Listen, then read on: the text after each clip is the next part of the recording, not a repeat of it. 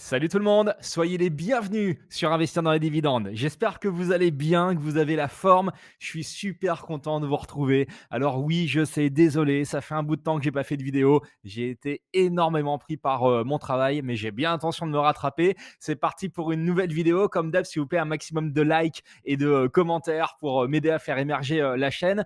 Je vous rappelle que je me suis lancé aussi sur Instagram pour suivre un peu plus de news au quotidien sur les entreprises, sur leurs publications. Eh bien, rejoignez-moi sur investir dans les dividendes sur Instagram. Aujourd'hui, on va voir quels sont les arbitrages que j'ai fait au cours des mois qui viennent de s'écouler cet été, en septembre et en octobre.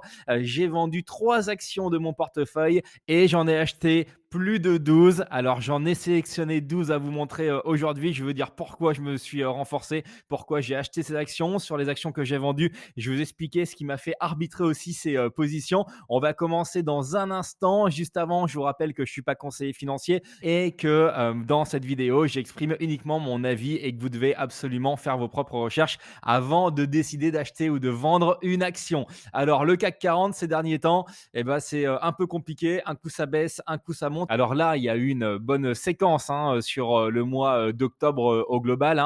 On était au plus bas à fin septembre. Vous voyez, 5677 points à la clôture du 29 septembre 2022. Donc aujourd'hui, personne ne sait de quoi demain est fait. Le CAC 40 va peut-être baisser encore. Moi, je crois à une possible baisse sur la fin d'année ou sur le début d'année 2023, une baisse supplémentaire. J'aimerais bien que le CAC 40 arrive dans la zone des 4008-5200 points. Et là, ce sera des zones assez intéressantes pour pouvoir se renforcer massivement. Mais il n'empêche que comme je ne sais pas de quoi demain est fait, quand je vois des opportunités sur des actions, j'en profite quand même dans les niveaux actuels de marché, pour me renforcer. Alors, la première action que j'ai vendue, ça va vraiment vous surprendre, c'est l'action Orange. Alors attention, je ne l'ai pas vendue en entier. En fait, je me suis juste allégé au niveau de ma position sur Orange. Je vais vous montrer ce que j'ai fait concrètement. J'avais une position quand même assez conséquente sur Orange avec 850 actions. Et la première quinzaine de septembre, j'en ai profité pour prendre quelques profits. 850 actions à un PRU moyen de 9,84 €, donc mon prix de revient unitaire. C'est quand même un investissement de 8 364 € que j'ai fait sur cette entreprise. Et donc, j'ai décidé de m'alléger en partie parce que j'avais besoin de cash pour pouvoir investir dans d'autres opportunités, des actions qui versent des beaux dividendes et qui ont peut-être un peu plus de perspectives de revalorisation de leur cours, même si encore une fois, vous voyez, je reste quand même lourdement investi sur Orange, donc je crois dans cette entreprise. Et il y a d'ailleurs le nouveau plan stratégique qui sera présenté, je crois que c'est le 16 février 2023, par Christelle Edeman, qui est la nouvelle directrice générale d'Orange. Et donc, je ne m'interdis pas de peut-être me renforcer si j'ai un peu plus de cash et que l'action baisse sous les 9 € avant l'annonce de ce plan stratégique en 2023 pour pouvoir jouer l'effet de ce plan. Et si jamais il y a des belles choses qui sont annoncées, notamment au niveau de la Towerco, ou alors le fait que Orange pourrait sortir de la banque, je pense que c'est quelque chose qui pourrait redynamiser le cours de l'action Orange. Alors, faut pas se voiler la face, Orange à 20, 25, 30 €, c'est un doux rêve. En revanche, je pense que si jamais il y a des bonnes annonces qui sont faites lors du plan stratégique et qu'Orange arrive à repartir réellement en croissance, même si c'est de la croissance lente, on pourrait retaper les 13, 14 €. Et moi, ça me va bien d'avoir des actions qui se valorisent comme ça, avec en plus un bon dividende qui me paraît assez safe. Sur les actions que j'ai vendues, j'ai fait un petit peu de plus-value, vous voyez, PV 64,25 €, mais surtout depuis le moment où je les ai achetés, il y a à peu près 2 ans, et j'ai touché 400 € de dividendes, soit 1,60 € de dividendes par action, ce qui veut dire qu'en 2 ans, ma plus-value totale sur ces actions que j'ai vendues s'élève à plus 18,87% quand j'inclus les dividendes.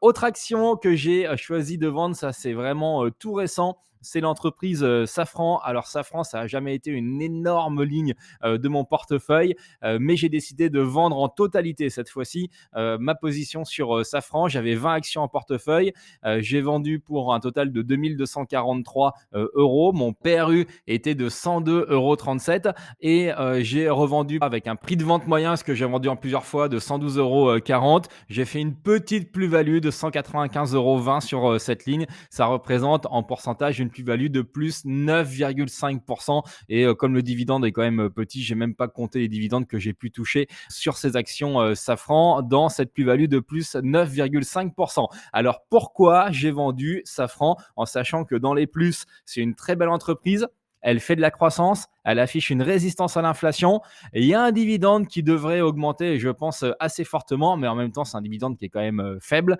J'ai vendu Safran parce que je trouve qu'elle est bien valorisée.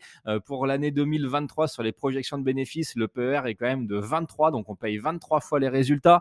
Donc oui, c'est de la croissance, mais ouais, c'est un petit peu cher quand même. Il y a eu un rebond de 20% en seulement quelques semaines, donc il pourrait y avoir quelques prises de bénéfices appuyées. Et puis, j'ai fait un arbitrage tout simplement, c'est-à-dire que j'avais besoin de liquidité pour pouvoir saisir des opportunités de marché, en tout cas ce que je trouvais être des opportunités de marché. Et donc, j'ai regardé mon portefeuille, je dis OK, quelle est l'action qui me paraît avoir le moins de potentiel, que ce soit en dividende, en plus-value, etc. Et donc, j'ai choisi d'arbitrer Safran. Après, Safran, vous voyez le graphe, on est quasiment sur des plus hauts d'un an, hein, à 113,70 €. On avait tapé au-dessus des 123 € il y a pas longtemps. Mais en tout cas, régulièrement, elle rebaisse, elle est dans un range où elle vient taper les 90 €. En tout cas, ça a été le cas sur la dernière année. Et ce que j'espère, c'est que Safran, effectivement, se repliera à nouveau et pouvoir abaisser mon PRU et re-rentrer sur Safran aux alentours des 88-90 € pour pouvoir reconstruire une position de long terme sur l'entreprise Safran. Autre entreprise que j'ai vendue, c'est Eutelsat. Eutelsat, hein, donc les satellites. J'ai vendu l'intégralité de ma position. Ma ligne était de 350 actions. Alors, pour la petite histoire, Eutelsat a annoncé le rachat de la constellation OneWeb qui était en difficulté financière. Alors, c'est un move intéressant pour pouvoir aller rechercher de la croissance sur Eutelsat, mais il n'empêche que la contrepartie, c'est que Eutelsat ne va pas verser de dividendes pendant des années. Alors là, ils vont verser un dividende encore en fin d'année, mais à partir de l'exercice prochain, pas de dividende et ça pendant quelques années avec donc quasiment tous les cash flows qui seront investis dans la constellation OneWeb. Donc pour moi, il y a un risque d'exécution dans cette stratégie, même si ça peut être un move intéressant. Donc ce que j'ai fait, quand ils ont annoncé le rachat de OneWeb, l'action s'est écroulée, hein, a baissé très très fortement. J'ai profité de cette chute pour pouvoir racheter 153 actions supplémentaires pour pouvoir faire baisser mon PRU. Et donc, la stratégie, c'était de faire baisser mon PRU, miser sur un rebond technique, ce qui s'est passé, et après pouvoir revendre ma ligne en totalité, éviter d'être en moins-value. Donc, ça a bien fonctionné cette fois-ci. J'ai pu revendre alors sans profit, mais sans perte. J'ai donc fait une plus-value de 0% sur Eutelsat. Alors après, c'est pas une super opération parce que quand vous ne faites pas de plus-value et que vous avez les actions depuis un an en portefeuille, et bah, pendant ce temps-là, vous auriez pu acheter d'autres entreprises qui, elles, sont en plus-value, qui ont versé des dividendes, etc., quoi. Mais voilà, je suis débarrassé de cette ligne Eutelsat. Alors, pourquoi j'ai vendu et pourquoi j'avais Eutelsat dans mon portefeuille, sachant que c'est l'entreprise que j'aimais le moins dans mon portefeuille parce que c'était la plus risquée au niveau du dividende et ça s'est confirmé. Et ben en fait, dans les plus, Eutelsat génère un énorme cash flow qui permet de couvrir les dividendes et le dividende est versé en fin d'année. Alors, ça peut paraître anecdotique, mais moi, au niveau des versements des dividendes, comme beaucoup de personnes, comme je suis très exposé sur le CAC 40, en tout cas sur les entreprises françaises, et qu'elles versent en majorité leurs dividendes au deuxième trimestre de chaque année, eh bien, j'ai une grosse saisonnalité avec énormément de dividendes au premier semestre et puis quasiment rien en S2 au deuxième semestre. Et donc, Eutelsat, je n'étais pas convaincu de fou, mais je m'étais dit, allez, il y a les gros cash flows, oui, c'est de la décroissance, mais ça peut encore durer comme ça. Et ça me permettait de lisser mes dividendes et d'avoir du cash à réinvestir du coup au mois de novembre ou décembre. Je ne sais plus quand elle le verse, ça doit être un des 2 mois. Mais en tout cas, en fin d'année, ça me permettait de toucher du cash grâce à ces dividendes pour pouvoir réinvestir dans d'autres actions. C'est pour ça que j'avais jeté mon dévolu sur Eutelsat en gardant quand même à l'esprit que c'était très risqué et donc du coup ça représentait une petite ligne de mon portefeuille. En pourcentage, c'était quelques pourcents, c'était vraiment pas grand chose parce que je savais que c'était risqué et que Eutelsat pouvait à un moment donné ou à un autre couper son dividende. Dans les moins, bah, du coup, Eutelsat avec ce rachat de OneWeb, c'est un changement de stratégie total. En fait, l'entreprise passe d'une situation de rente à un vrai pari sur une nouvelle croissance, future grâce à la constellation, de basse altitude, OneWeb. Il y a des risques d'exécution importants, donc c'est cool qu'ils rachètent, OneWeb. Pour moi, c'était quand même un move assez, indispensable par rapport, notamment à la concurrence de Starlink qui est, la constellation, d'Elon Musk. Mais il y a quand même des risques d'exécution importants. Il y a plein de choses qui peuvent ne pas bien se passer, qui peuvent consommer plus de cash que prévu et donc peut-être que, le dividende va être coupé pour plus de temps que ce que l'entreprise a annoncé, et donc le dividende a de toute manière été coupé pour plusieurs années, donc ça rentre plus dans ma stratégie de, dividende et c'est pour ça que j'ai revendu Eutelsat. Allez, après avoir vu les quelques ventes, on va passer aux achats en sachant que dans les achats, vous allez voir qu'il y a une action sur laquelle j'ai fait un aller-retour. Je l'avais en portefeuille, je l'ai vendue et je l'ai racheté moins cher.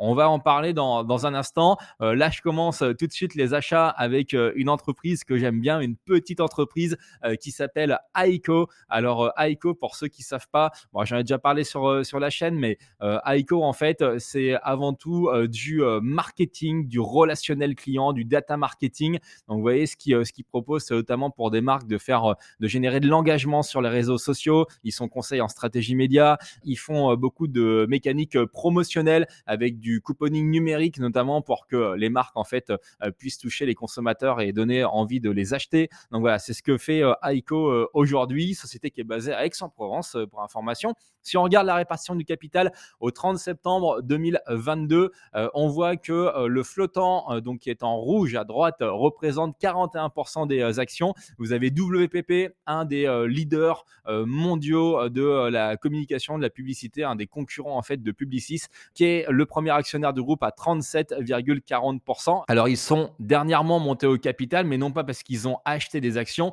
mais parce que l'entreprise a annulé, je crois que c'était au mois de mars ou mai, 8% de son capital. Elle avait racheté beaucoup d'actions et donc mécaniquement, l'ensemble des actionnaires ont été relués au capital d'Aiko. Et c'est ça que j'aime bien notamment dans cette entreprise, hormis son dividende, c'est ces fameux rachats d'actions et cette annulation de capital qui va venir doper le bénéfice net par action et donc la création de valeur pour chacun des actionnaires. Si on regarde les résultats du premier semestre 2022, eh bien en fait, on voit que la marge opérationnelle est en progression avec 26% de marge opérationnelle. C'est quand même assez beau versus 25,1% l'année dernière. Le résultat net part du groupe ajusté, il est en légère progression de plus 0,7%. Donc, c'est pas fou hein, l'année que fait Aiko, mais au moins, il n'y a pas de décroissance.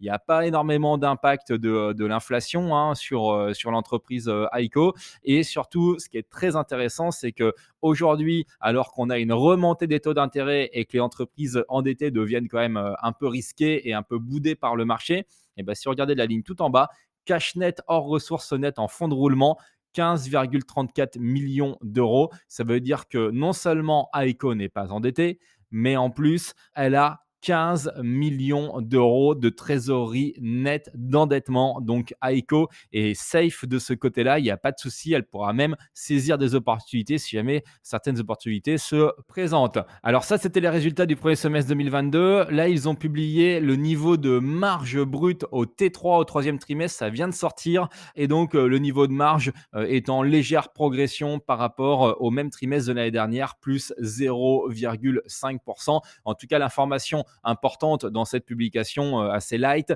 c'est que les guidances 2022 sont confirmées. Donc, légère croissance de l'activité, c'est ce qui était annoncé, et une progression de la marge opérationnelle de 50 points de base. Donc là, je juge que sur Aiko, on est sur quelque chose qui est assez safe, même si jamais c'est une petite capitalisation. J'ai donc décidé de renforcer ma ligne de manière assez importante. J'ai fait 11 achats entre le 26 juillet et le 28 octobre. Vous voyez que j'ai tendance à étaler mes achats en fonction du cash que je peux mettre à disposition de mes achats boursiers et en fonction des opportunités de marché. Donc, le dernier achat, c'était le 28 octobre, hein, c'était vendredi à 4,64 €. Et donc, au total, sur cette période, j'ai acheté 549 actions Aiko à 4,78 € en moyenne, donc frais inclus. Ça représente un investissement d'un peu plus de 2622 €. Mon portefeuille est donc passé de 350 actions Aiko à 899. Donc, vous voyez, j'ai plus que doubler mon exposition à cette entreprise Aiko. Voyons ce que ça donne au niveau des dividendes. Ma rémunération en tant qu'actionnaire va bien gaper puisque le dividende qui a été versé en 2022 au titre de 2021 était de 32 centimes d'euros par action. Si jamais ce dividende est maintenu, ça me ferait 175,68 € de dividendes supplémentaires en 2023, soit un taux de rendement sur mon nouveau capital investi de 6,70%. Mais si jamais le dividende passe à 34 centimes d'euros, est en augmentation, eh bien, ça me ferait plus de 7% de rendement, 7,11% de rendement. Et d'ailleurs, alors, c'est pas parole d'évangile ce que je vous dis, mais moi, dans mes projections, je pense que Aiko a les moyens d'augmenter son dividende à 34 centimes d'euros. C'est pour ça que je vous ai mis ce montant-là. Et donc, je m'attends à avoir une rentabilité sur un capital investi de plus de 7% sur mes nouveaux achats Aiko. Ça, c'était la première entreprise que j'ai décidé de renforcer. Il y en a une deuxième qui, à mon avis, va faire un petit peu débat. C'est l'entreprise Nexity, le promoteur immobilier, le leader du marché français. Alors pourquoi, à mon avis, ça va faire débat parmi mes abonnés. D'ailleurs, n'hésitez pas à me dire ce que vous en pensez directement en commentaire sous cette vidéo.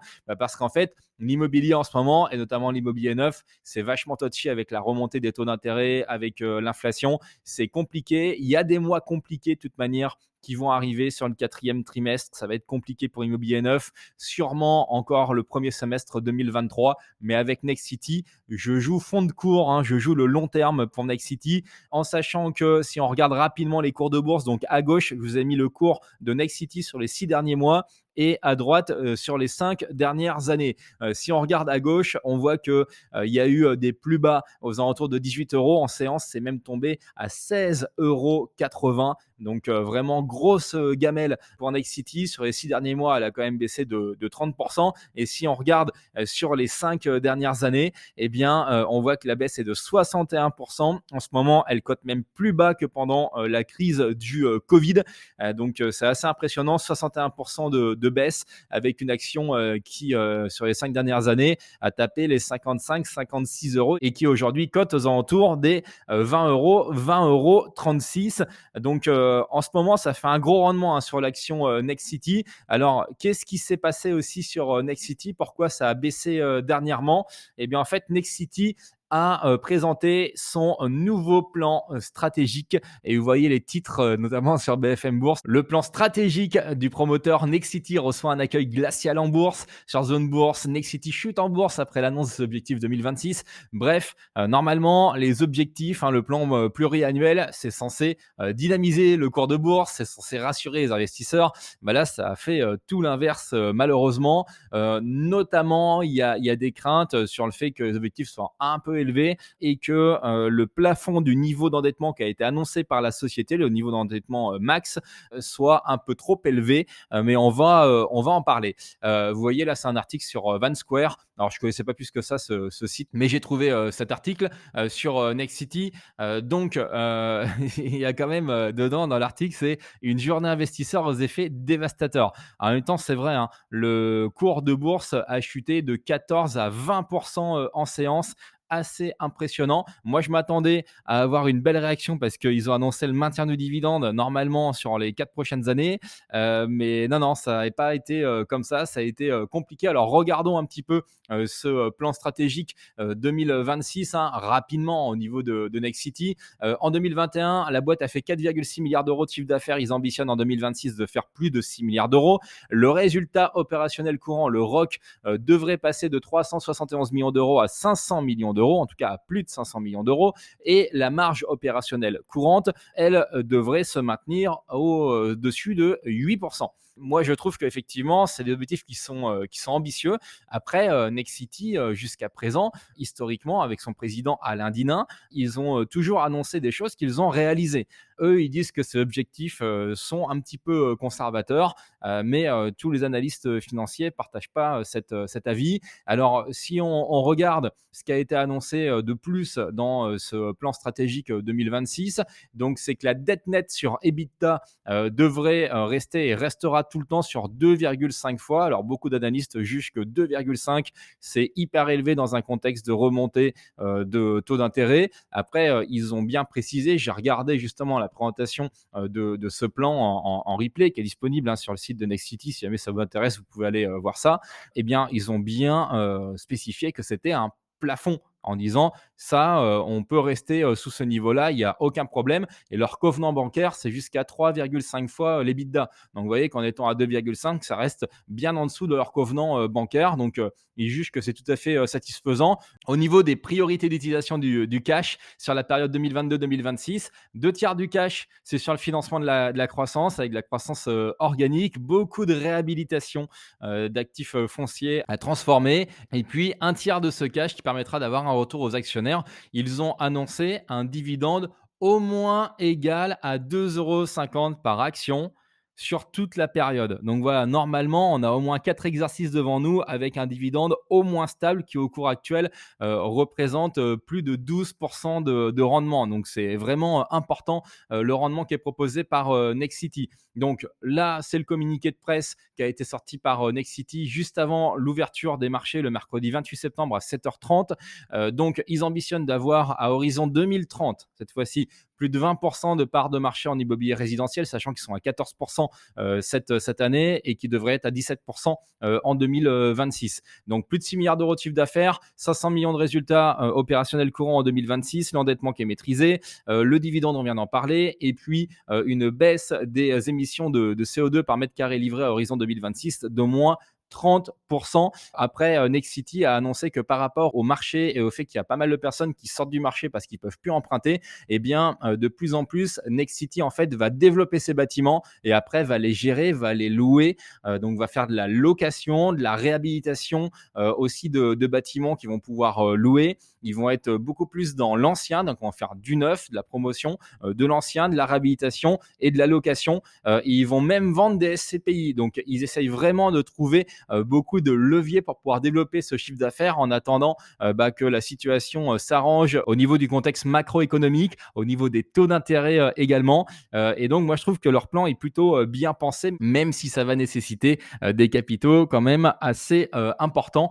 C'est normal, hein, si jamais vous ne vendez pas certains bâtiments que vous vendiez auparavant et que vous mettez en location, ça immobilise du cash. Donc, c'est bien normal.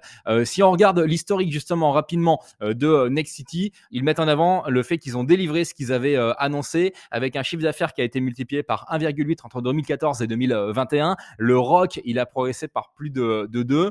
Nexity, c'est le promoteur sur la période 2007-2021 à la marge la plus élevée et à celle qui est la plus stable, qui est la moins volatile.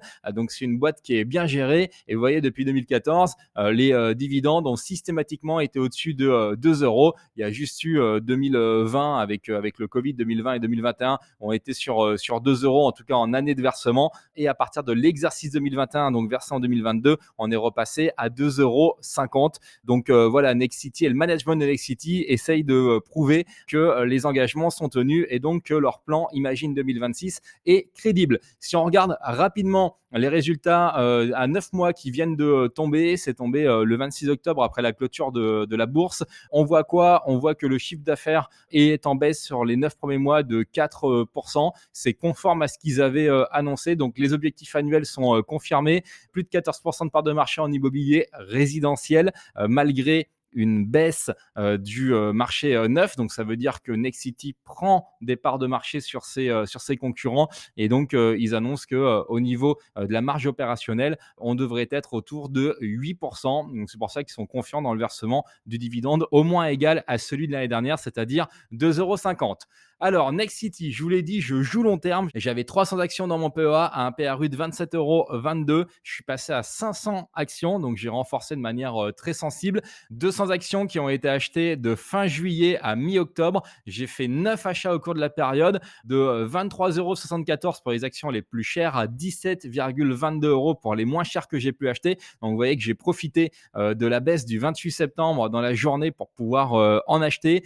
Ça fait un investissement de 4 273 € à un PRU sur ces nouvelles actions de 21,36 €. Si on regarde l'augmentation de mes dividendes annuels, ça donne 2,50 € fois 200, soit 500 € de plus par an.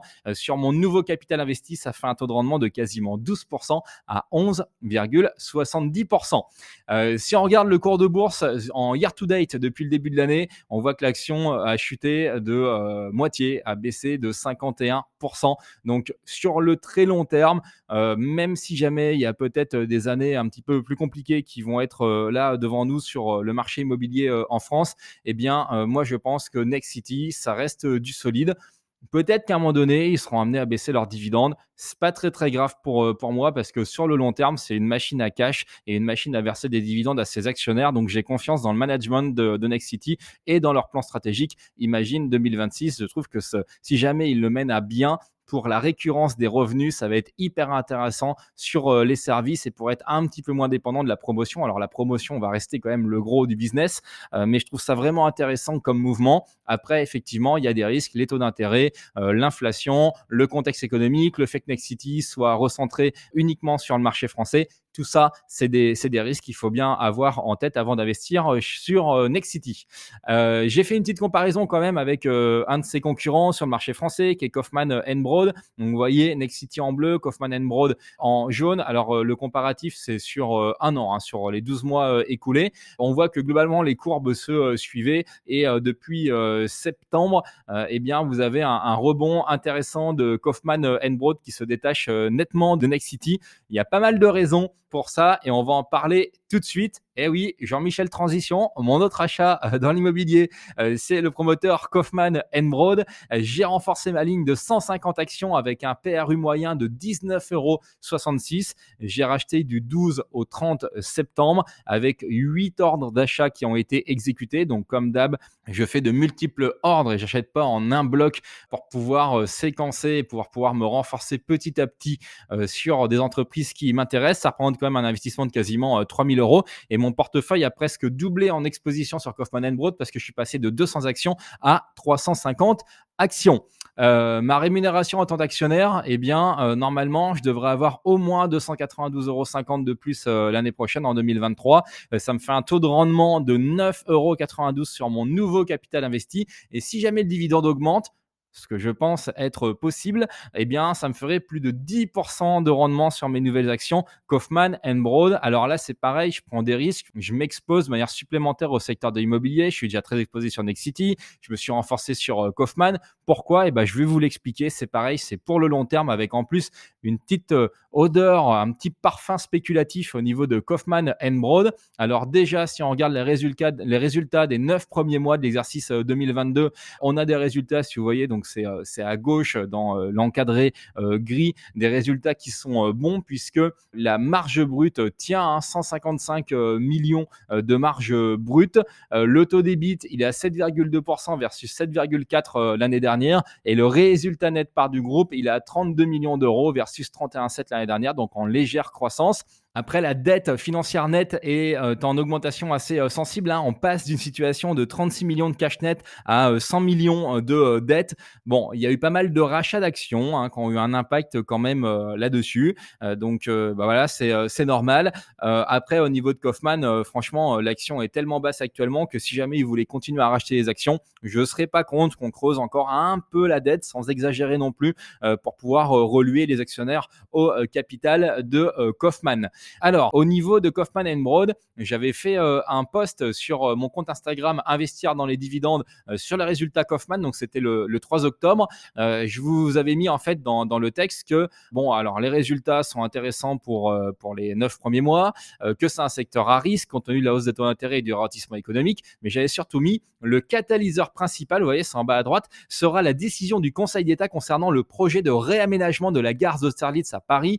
Ce projet soutiendra les bénéfices de Kaufman sur les prochaines années s'il est validé définitivement. En revanche, si ça ne se fait pas, le titre risque d'en souffrir fortement. La décision est attendue d'ici la fin du mois d'octobre. En fait, il y avait eu beaucoup de recours contre ce projet-là qui va être hyper transformant pour la gare d'Austerlitz et Kaufman était un des principaux bénéficiaires de ce projet-là. Et qu'est-ce qui s'est passé? Quelques jours plus tard, on a eu un joli petit communiqué de presse. 15 jours plus tard, vous voyez, c'est sorti le 19 octobre. Projet de la gare d'Austerlitz, le permis de construire purgé de tout recours suite au rejet par le Conseil d'État du pourvoi en cassation. Donc la bonne nouvelle, vous voyez, champagne c'est pour moi, là ça me fait plaisir. La bonne nouvelle pour Kaufman Broad, c'est que ça y est, le projet est définitivement validé. C'était ça, notamment le petit parfum spéculatif. Ça va être un projet à forte marge. Donc là, il y avait cette épée de Damoclès au-dessus de la tête de Kaufman sur ce projet-là. Donc ça va donner pas mal de chiffre d'affaires et de rentabilité pour Kaufman au cours des années à venir. Donc en plus, qui tombe au meilleur moment, parce que par rapport au contexte économique actuel et à la baisse des ventes en particulier, eh bien, ça va être intéressant avec ce programme-là que Kaufman puisse rentrer pas mal de cash. Et on le voit d'ailleurs, je vous ai mis le cours de l'action Kaufman Broad au cours du mois qui vient de s'écouler. Alors, deux éléments déjà. Quand le plan a été annoncé, vous voyez, entre le mardi 18 octobre et le vendredi 21 octobre, alors que cette semaine-là sur le CAC 40, la semaine était dégueulasse et les marchés étaient en baisse, eh bien l'action a pris quasiment 7% et après a continué à monter. Et puis vous voyez, depuis fin septembre, l'action Kaufman a quand même rebondi de plus 25%, à 25,77%. Donc Kaufman est plutôt dans une bonne dynamique pour le moment, après à voir si ça va durer ou pas. Mais en tout cas, c'est sûr que ce projet est une excellente nouvelle pour Kaufman Broad. Alors, si on regarde les guidances 2022 qui ont été publiées à l'occasion des résultats à 9 mois sur l'ensemble de 2022, le groupe prévoyait une projection de chiffre d'affaires de 2%, un ROC supérieur à 7% et un résultat net part du groupe qui devrait croître d'environ 10%. Surtout, ce qui était intéressant, c'est qu'il mettait cette petite phrase: si le contrat sur le réaménagement de la gare d'Austerlitz était mis en vigueur avant la fin de l'exercice courant, le chiffre d'affaires reconnu à l'avancement lié à l'acquisition du terrain s'élèverait à environ 300 millions d'euros. Donc ça, c'est bon, la case elle est cochée, donc 300 millions de plus pour Kaufman en chiffre d'affaires. Et donc vous voyez tout de suite l'importance de ce mouvement sur le taux d'EBIT, c'est-à-dire qu'ils annonçaient un peu plus de 7%, et là on va être à plus de 8% grâce à la reconnaissance de ce chiffre d'affaires. Donc c'est pour ça que je pense que Kaufman va pouvoir, déjà, c'est sûr, maintenir son dividende en 2023 au titre de 2022 et même peut-être l'augmenter légèrement grâce à ce projet qui vient de se débloquer. On poursuit avec un petit aller-retour que j'ai fait sur l'entreprise Stellantis. Donc, je vous rappelle que c'est anciennement Peugeot, hein. Stellantis, c'est la fusion de Peugeot avec Fiat Chrysler. Stellantis que j'avais dans mon portefeuille et que j'avais décidé de vendre. J'ai vendu ma ligne Stellantis le 9 août, mes 255 actions que j'avais à un PRU de 14,71 €. J'ai décidé de revendre, vous voyez, avec quasiment zéro plus-value, hein. J'avais acheté au total pour 3 751 d'actions Stellantis et j'ai revendu pour 3 757 €, un tout frais déduit à chaque fois. Donc en fait, opération blanche. Pourquoi j'avais décidé de revendre Stellantis alors que j'aime beaucoup cette boîte et j'adore son management, notamment Carlos Tavares, qui est vraiment un génie? Eh bien, parce que je trouvais que mon PRU, il était un peu haut et que mon taux de rendement du coup du dividende n'était pas à la hauteur de mes espérances. Et donc, je m'étais dit, bah, je vais profiter du rebond de l'action pour pouvoir revendre et j'espère que l'action redescendra, qu'il y aura un petit mouvement de consolidation du marché pour pouvoir racheter plus bas et re-rentrer progressivement sur Stellantis.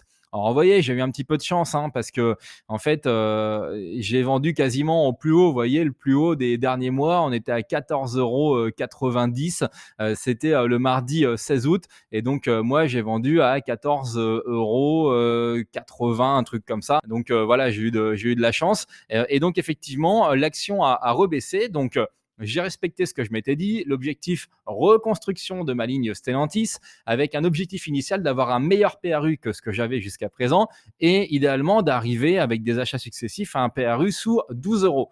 Donc, j'ai quand même décidé d'acheter 80 actions au mois de septembre en deux fois, à 12,84 € puis 12,50 €, avec dans l'idée que si l'action continuait de baisser sous les 12 €, 11,50, 11 €, là, je me renforcerai de manière plus importante pour pouvoir continuer à faire baisser mon PRU et atteindre cet objectif d'avoir un PRU de Stellantis sous les 12 €. Pour le moment, j'ai 80 actions avec un PRU de 12,78 € et mon montant total investi sur cette ligne s'élève à 1022 €. J'aimerais bien à terme être au moins à 300 actions Stellantis dans mon portefeuille. Là, il se trouve que l'action a à nouveau pas mal rebondi. Il y a en plus les résultats qui vont sortir incessamment sous peu. Ouais, c'est dans quelques jours. Ce sera le 3 novembre, les résultats à 9 mois qui, je pense, devraient être bons. Donc, sûrement un petit effet positif au niveau de l'action. Mais je suis patient. J'attends qu'elle baisse sous les 12 € pour pouvoir me renforcer et reconstruire à 100% cette très belle ligne Stellantis que j'ai déjà commencé à réinitier avec ces fameuses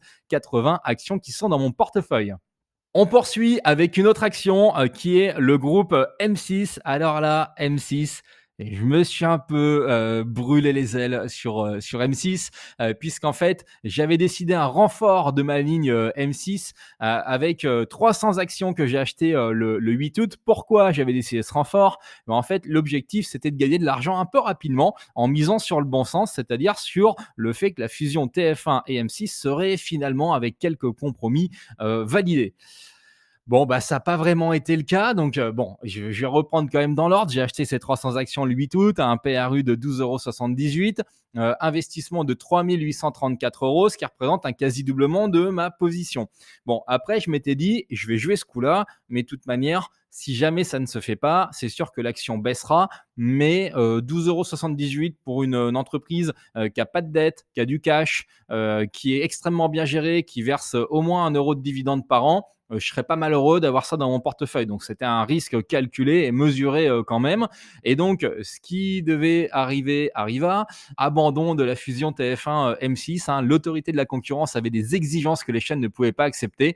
Notamment une des exigences, c'était, bah, OK, vous pouvez fusionner, mais vous revendez M6. Donc là, ça avait plus vraiment beaucoup d'intérêt. Honnêtement, vraiment, ça a été une petite claque parce que je pensais pas, que l'autorité de la concurrence aurait manqué de vision comme elle a manqué de vision. C'est quand même incroyable avec l'arrivée des Amazon Prime, avec Netflix qui déboule, gratos, enfin pas gratos, mais avec un abonnement moins cher, avec de la publicité, avec du Peacock qui arrive, avec du HBO Max qui va arriver dans quelques années, en France.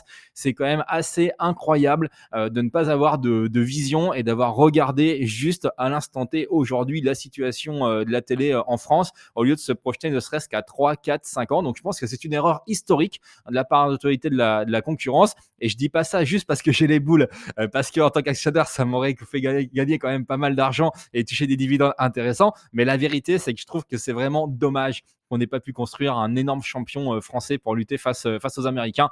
Bref, la parenthèse, est fermée. Il n'empêche que ça ne m'a pas empêché de racheter des actions dernièrement, les 7 et 28 octobre. J'ai acheté 50 actions, au total, pour continuer de me renforcer sur le groupe, M6. Le PRU, cette fois-ci, il est plus bas forcément qu'avant, l'annonce de l'échec de la fusion, de l'abandon de la fusion.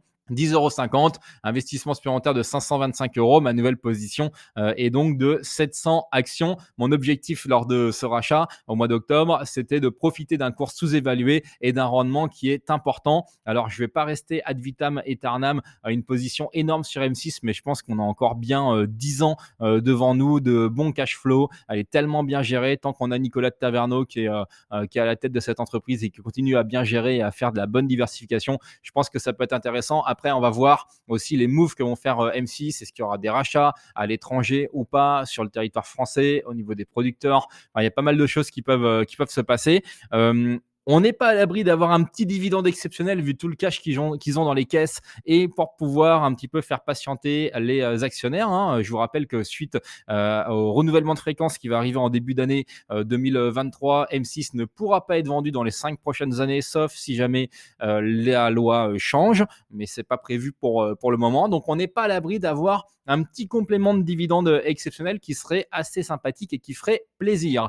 Si on regarde le cours de bourse des 5 dernières années d'M6, elle a été plusieurs fois au-dessus des 20 euros. Là, on était aux alentours des 18-19 euros depuis l'annonce de la fusion avec TF1, en tout cas du projet de fusion. On voyait qu'elle avait touché quand même des plus bas avant ça, sous les 9 euros au mois de mai 2020, en pleine crise Covid.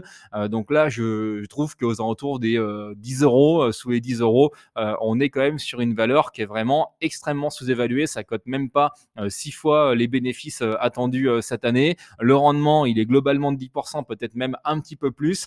Et les résultats qui sont sortis sur les 9 premiers mois de l'année sont quand même plutôt beaux compte tenu du contexte actuel. Alors, on est sur un troisième trimestre où ça a souffert, hein. Vous voyez, baisse de chiffre d'affaires de 5,8% par rapport au troisième trimestre 2021. Mais sur les 9 premiers mois, comme il y avait eu une bonne entame de l'année 2022, on est sur une stabilité du chiffre d'affaires, un plus 0,1%, avec une marge qui est toujours exceptionnelle. C'est assez impressionnant, à la marge opérationnelle courante à 23,3%. C'est quand même juste dingue, hein. Il défonce TF1 au niveau de la marge opérationnelle courante, donc très très bien géré. Après, attention, il y a un warning quand même sur M6, il faut le savoir.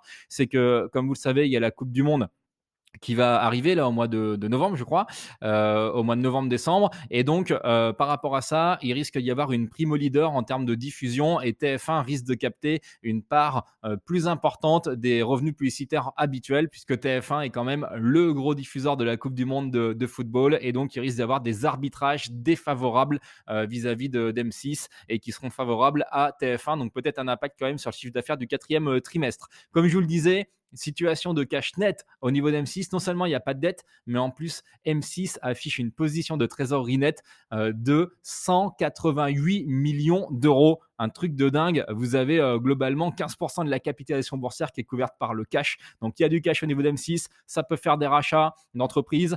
Ça pourrait faire des rachats d'actions, ça pourrait faire des dividendes exceptionnels. Donc, il y a de quoi faire, c'est sain. M6 n'est pas du tout impacté par la hausse des taux d'intérêt grâce à cette très belle position de trésorerie nette positive.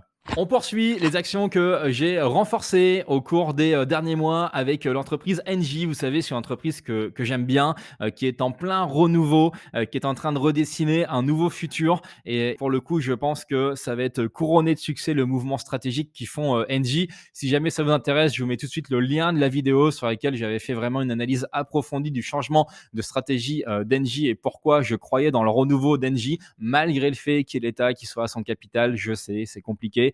Mais malgré ça, je pense qu'Engie est sur la bonne voie. Je vous mets le lien tout de suite de la vidéo si ça vous intéresse.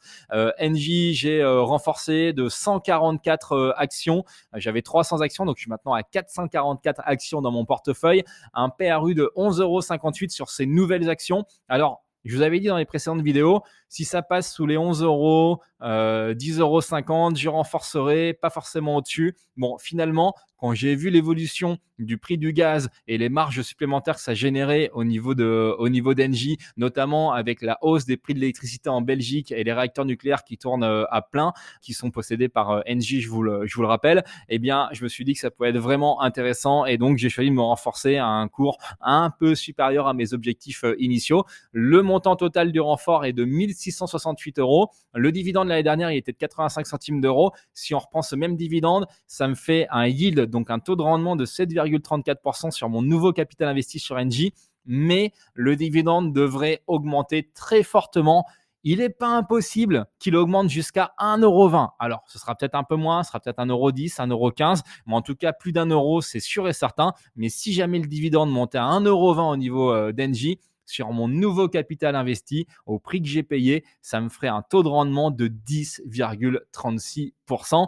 Je vous ai mis la date des résultats d'Engie pour le T3 2022. Donc, les résultats à 9 mois seront publiés le 10 novembre avec des effets positifs qui sont attendus sur les effets prix. Bah forcément, hein, vous savez, le prix du gaz, l'électricité, etc. Même si Engie n'est pas producteur de gaz, pour le coup, il y a un impact positif sur toute la partie électricité. Et puis, ils font du trading aussi. Donc, s'ils gèrent bien le trading, ça peut être intéressant pour eux.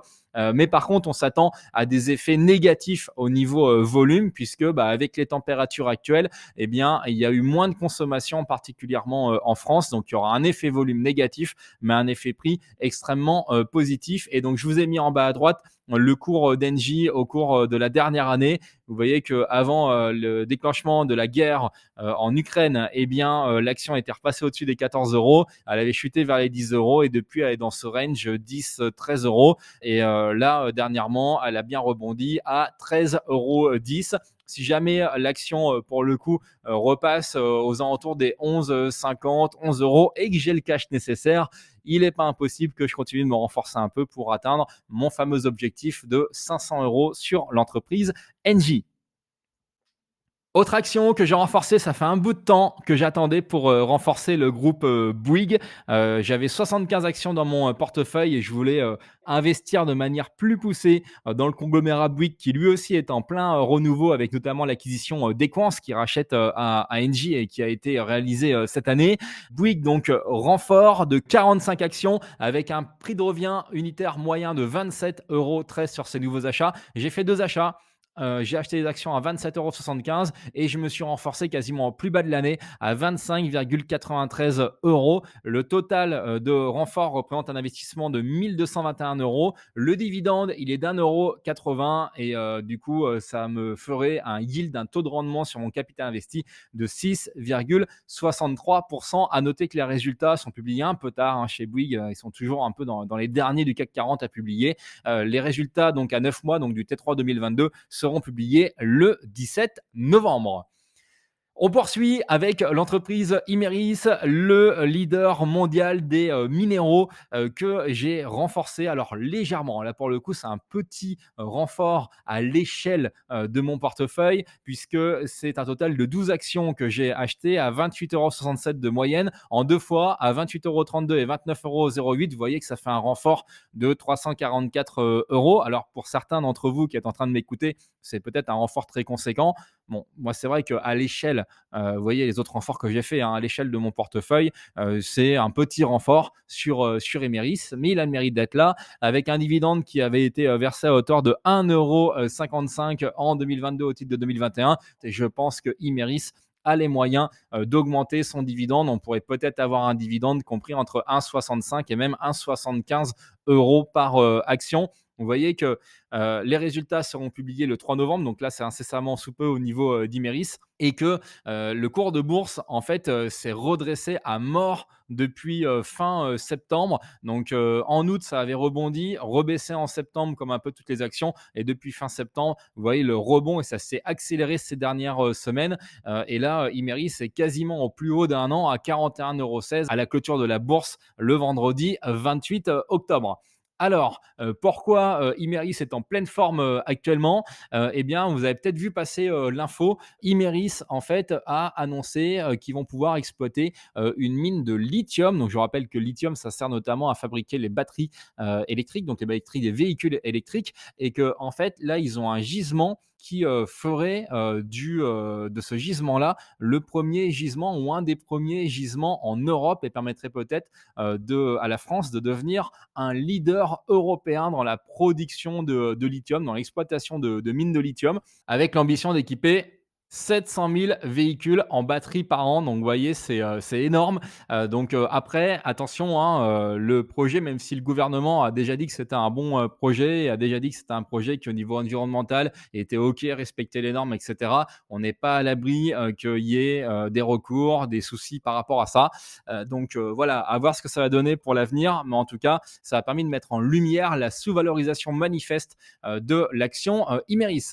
Autre action que j'ai pu renforcer, c'est l'action Ruby. Ruby que j'ai renforcé de 50 actions à un prix de revient unitaire moyen de 22,86 €. J'ai renforcé en trois fois, hein, à 22,54, 22,16 et 23,06. Ça fait un peu plus de 1100 € de renfort sur cette entreprise dans laquelle je crois énormément, malgré le fait que son cours de bourse a été divisé par 3 sur les 5 dernières années. Donc dividende d'1,86 €. Je vous rappelle que c'est une des toutes dernières dividendes aristocrates de la cote de Paris, donc éligible au PEA, l'entreprise Ruby. Au cours actuel, ça donne un dividende supérieur à 8%, hein, de 8,14% par rapport au prix que j'ai payé. Et au cours actuel, à la clôture de vendredi 28 octobre, eh bien, ça donne même 8,22% de rendement et dividende, en sachant que pour moi, Ruby a les moyens d'augmenter son dividende et peut-être de le faire passer à 1,90 € dès 2023 au titre de 2022. On va voir ce que le chiffre d'affaires au T3 a donné le 8 novembre. C'est le jour de la publication. À noter que la seule chose qui m'inquiète au niveau de Ruby actuellement, c'est la situation à Haïti, qui est extrêmement compliquée, avec les gangs, hein, qui ont quasiment pris le pouvoir et qui bloquent notamment justement le pétrole dans les ports. Donc là, il y aura forcément un impact sur Ruby, hein. Ruby est présent à Haïti. Donc voilà, c'est un petit peu le point d'interrogation que j'ai au niveau de Ruby. Alors après, c'est pas 90% des bénéfices non plus, Haïti, mais il n'empêche que c'est un petit grain de sable qui fait que avec Ruby, il y a toujours quelque chose à surveiller. Et donc là, c'est Haïti, c'est pas de leur faute, mais il n'empêche qu'en étant sur ce genre de marché, eh bien, on sait qu'il y a forcément un peu plus de risques que sur d'autres marchés. Econocom est une ESN que j'ai choisi de renforcer, dernièrement. J'ai été revenu, hein, j'avais vendu, j'étais revenu sur Econocom avec une petite position et je vous avais dit: «Bah, si j'ai l'occasion, je me renforcerai» et bah, c'est exactement ce que j'ai fait. J'ai racheté 483 actions Econocom à un prix de revient unitaire moyen de 2,54 €. Le total, du renfort s'élève à 1 228 € avec un dividende assez sympathique, hein, de 14 centimes d'euros, ce qui représente un yield, un taux de rendement de plus de 5,5% sur mon prix d'achat de ces nouvelles actions. Je vais vous expliquer dans un instant pourquoi j'ai décidé de renforcer Econocom. Il y a un côté spéculatif assez intéressant. Je vous ai mis le graphe, vous voyez, sur les 5 dernières années. Donc, il y a eu une grosse chute, hein, en 2018 parce que les résultats s'étaient pété la gueule. Il y avait quand même eu des problèmes. Depuis, Jean-Louis Bouchard, le fondateur, le père, est revenu à la tête de l'entreprise, a chassé son fils et est revenu. Et depuis qu'il a repris, vous allez voir que les résultats s'améliorent. Donc là, il y a quand même une baisse, hein, depuis le 1er avril. Vous voyez, 1er avril, on a touché des plus hauts sur les 52 dernières semaines à 4 euros, 4,12 € sur l'action Econocom et que là, ça a bien baissé sur les derniers mois. Si on regarde l'évolution du chiffre d'affaires consolidé, c'est en haut à gauche. Ça se lit de droite à gauche là pour le coup. À droite, l'année 2016, 2017, 2018, 2019, 2020, 2021. Vous voyez que, alors, le chiffre d'affaires est plutôt en baisse, mais il y a eu pas mal d'activités qui ont été revendues. Ce qu'il faut regarder, c'est le résultat opérationnel courant et le résultat net part du groupe. Si vous regardez le ROC, il y a eu cette fameuse baisse en 2018. On est passé de 154 millions en 2017 à 111 millions en 2018. Rebond à 128 en 2019, 122,5 en 2020, belle résistance malgré le Covid. Et puis en 2021, 135,7 au niveau du résultat opérationnel courant. Et si on regarde le résultat net part du groupe, eh ben, vous voyez qu'il y a quand même une tendance à l'amélioration depuis 2018 de ce résultat net. Alors, qu'est-ce qui m'a fait me renforcer sur Econocom? Déjà, le fait que le père Bouchard, Jean-Louis Bouchard, soit revenu aux manettes de l'entreprise. C'est lui qui l'a créé, il connaît très bien, il a pris tout de suite les grosses décisions qui s'imposaient pour pouvoir redresser la boîte et on voit avec le résultat opérationnel courant et le résultat net que ça fonctionne. Ce qu'il faut savoir, c'est que vous regardez en haut à gauche, vous voyez, donc déjà Jean-Louis Bouchard est particulièrement très investi au capital de son entreprise puisqu'il a 40% des parts et 61% des droits de vote. Donc ça veut dire que très clairement il est chez lui, hein. C'est-à-dire peu importe si les minoritaires sont d'accord, pas d'accord. Si Jean-Louis Bouchard est d'accord avec lui-même, c'est lui qui va avoir le dernier mot. Ce qu'on voit en haut à gauche, c'est qu'au 31 janvier 2022, vous voyez, en autodétention ou détention par filiale du groupe au niveau de la répartition du capital, on était sur 8,74% plus 8,04. Donc en fait, il y avait 16,78% du capital qui était autodétenu par l'entreprise. Et si vous regardez à droite, je vous ai mis le rapport financier du premier semestre 2022, on est monté à 20,25%. Ça veut dire qu'il y a eu plus de 3,5% du capital qui ont encore été rachetés entre fin janvier et maintenant. Donc l'entreprise continue à racheter ses actions. Alors, il y a un effet qui est sympa, c'est que du coup, si demain elle annule ses actions, et bah, on va être relevé de manière très importante au capital parce que l'entreprise possède quand même un cinquième de ses actions. Donc ça pourrait faire bumper, jumper le bénéfice net par action de plus 20% du jour au lendemain sans faire de bénéfices supplémentaires. Donc ça, c'est intéressant parce que ça pourrait faire augmenter le dividende de manière importante. Ça, c'est le premier point. Après, ils font ça, mais du coup, ça a quand même augmenté la dette. C'est-à-dire qu'il y avait quasiment plus de dette avec les différentes ventes qu'ils avaient faites il y a quelques années, il y a 2 ans. Et là, on a à nouveau de la dette. Donc, c'est ce que le marché n'aime pas trop en ce moment. Et c'est aussi pour ça que l'action a quand même pas mal baissé. Mais il y a aussi un aspect spéculatif, puisque vous le voyez, je vous ai mis Jean-Louis Bouchard à 80 ans. D'ailleurs, il est né le 5 novembre. Dans quelques jours, ce sera son anniversaire, le 5 novembre. Donc, dans quelques jours, Jean-Louis Bouchard aura 81 ans. À un moment donné, il va bien quand même falloir passer la main, peut-être bah, du coup revendre son entreprise. Donc il y a un petit aspect spéculatif assez sympathique au niveau d'Econocom, à voir ce que ça va donner. Mais en attendant, je trouve que l'action n'est pas ultra charmant valorisée compte tenu de ce capital qui est détenu en direct et qui pourrait être annulé à tout moment, et compte tenu des dividendes qui sont en mesure de verser. C'est pour ça que je me suis renforcé sur Econocom.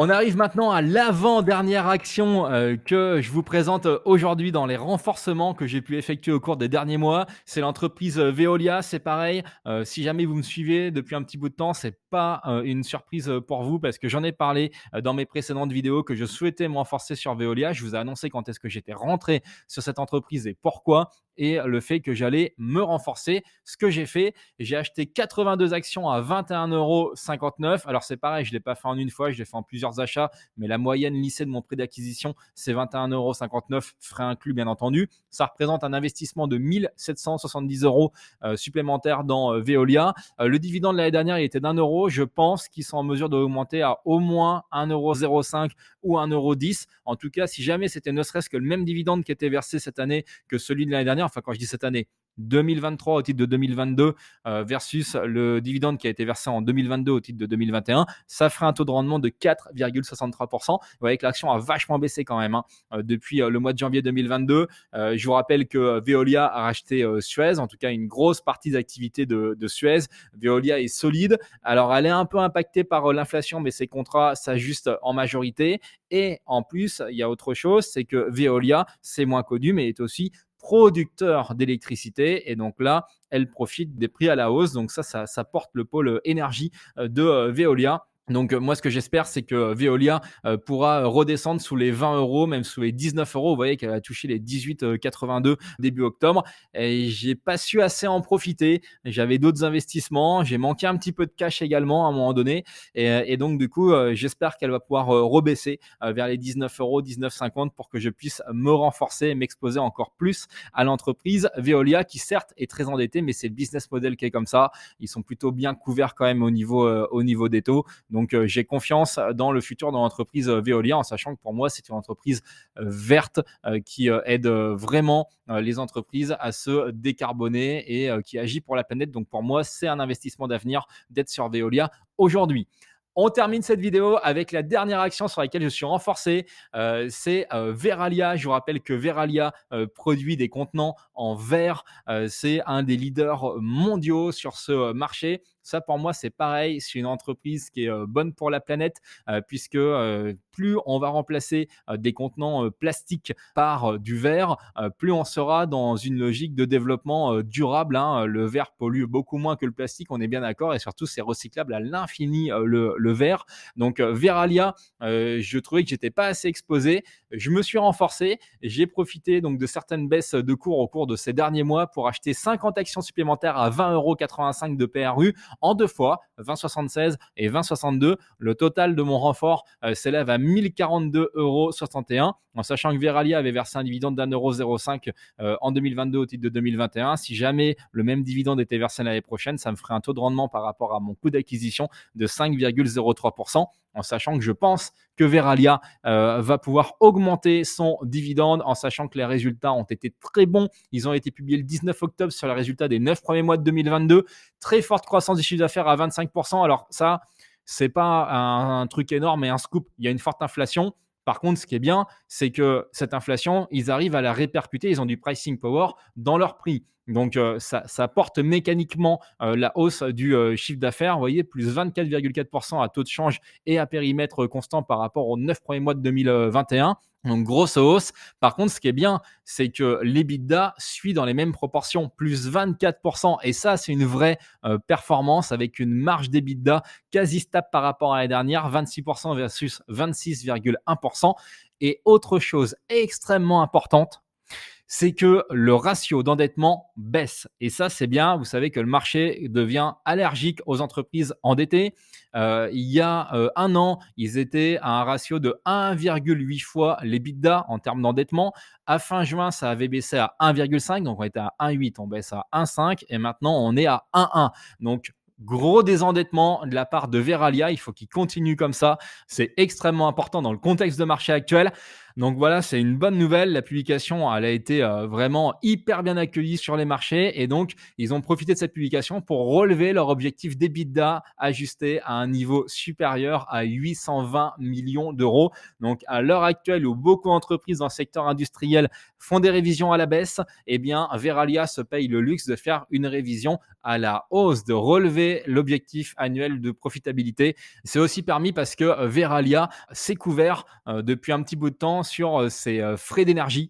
Donc, en fait, pour le moment, ça n'a pas vraiment d'impact sur la marge de Verallia. Donc, contrairement à certains concurrents, Verallia avait une bonne politique de couverture qui fait que là, aujourd'hui, eh bien, on est sur un relèvement d'objectifs de l'EBITDA. Si on regarde un peu plus en détail, hein, la poursuite de l'endettement net, alors il y a deux choses. Il faut reconnaître que déjà, l'entreprise rembourse ses dettes, fait baisser ses dettes, mais en plus, l'EBITDA augmente. Donc, c'est pour ça que ce ratio baisse, hein, et baisse de manière aussi importante. Mais en tout cas, en valeur absolue, la dette nette baisse quand même, puisque si vous voyez ce tableau, eh bien, au 30 septembre 2021, la dette était à un peu plus de 1,2 milliard d'euros et là, on est à 921 millions d'euros. Donc, c'est bien et j'espère que l'entreprise va pouvoir continuer à baisser sa dette, pas juste son ratio parce que l'EBITDA progresse, mais sa dette nette totale, histoire justement d'éviter d'avoir cette pression des marchés. À noter quand même, hein, le management le précise, que à fin septembre, environ 80% de la dette long terme de Veralia est à taux fixe. Donc, le risque de hausse de taux porte sur seulement environ 20% de la dette à l'heure actuelle. Donc, on est sur une entreprise qui produit des bons résultats et qui est assez bien baquée au niveau de sa dette, qui se désendette et qui a en plus une dette qui est globalement à taux fixe. Donc, pas d'inquiétude aujourd'hui en ce qui concerne l'entreprise Veralia, malgré le fait qu'elle soit dans le domaine industriel. Voilà, c'est tout pour cette vidéo. J'espère que ça vous a plu. Si c'est le cas, n'hésitez pas. Un maximum de likes, s'il vous plaît. Je compte sur vous. Abonnez-vous également si ce n'est pas le cas. Activez les notifications pour être prévenu quand je sors une nouvelle vidéo. Et surtout, on discute en dessous de cette vidéo, ensemble, dans les commentaires. Dites-moi ce que vous en avez pensé. Réagissez sur les entreprises. Soumettez-moi des idées d'entreprise. On discute ensemble. Merci beaucoup pour votre fidélité et je vous dis à très vite sur Investir dans les dividendes. Ciao!